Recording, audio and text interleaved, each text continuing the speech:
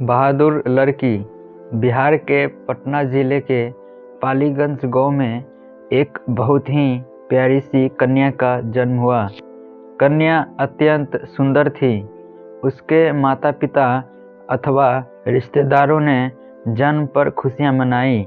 घर में उत्सव जैसा माहौल था, लेकिन कुछ रिश्तेदारों ने कन्या के जन्म की बात सुनी तो आलोचना करने लग गए।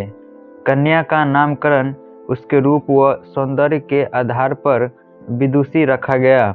विदुषी बहुत ही सुंदर और चंचल स्वभाव की थी।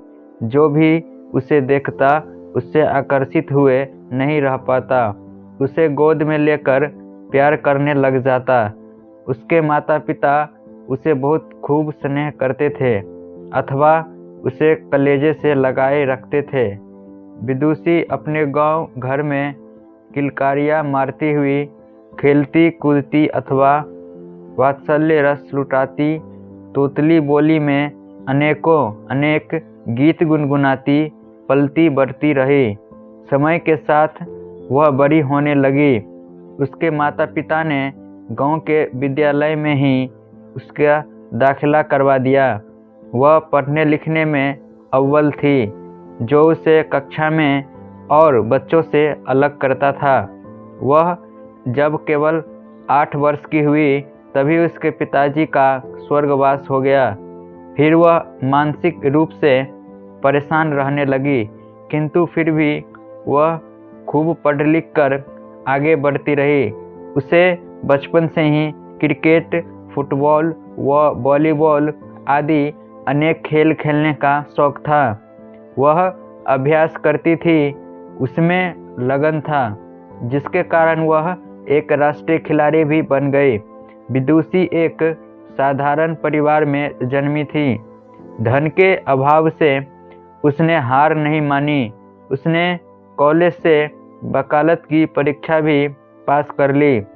विदुषी की जिंदगी में एक मोड़ ऐसा आया कि जब वह एक परीक्षा देने के लिए ट्रेन से जा रही थी, रास्ते में असामाजिक तत्वों ने ट्रेन पर हमला कर दिया।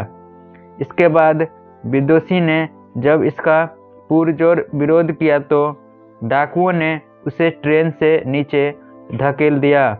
इस कृत्य से उसका एक पैर ट्रेन की चपेट में आकर कट गया। इसके बावजूद भी विदुषी ने हिम्मत नहीं हारी और निरंतर आगे बढ़ती रही। विदुषी अपने भाग्य के भरोसे न रहकर पूरे जीवन में मेहनत करती रही। उसके नेक इरादे ने एक दिन एवरेस्ट की चोटी भी लांघ दी। अपने देश भारत का झंडा एवरेस्ट की चोटी पर गर्व से लहराता हुआ विदुषी और उसके जज्बे को सलाम कर रहा था। तात्पर्य यह है कि जब अपने लगन व तपस्या की भावना रहती है तो आपके लिए कोई भी कार्य असंभव नहीं रहता।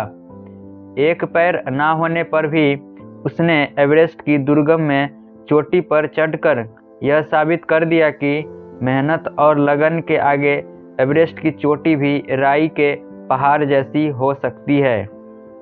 दोस्तों, अगर आप लोगों को यह बहादुर लड़की की कहानी अच्छी लगी हो तो प्लीज़ लाइक एंड सब्सक्राइब कर दे, ताकि इसी तरह की अच्छी अच्छी कहानियाँ आप तक पहुँचा सकूँ।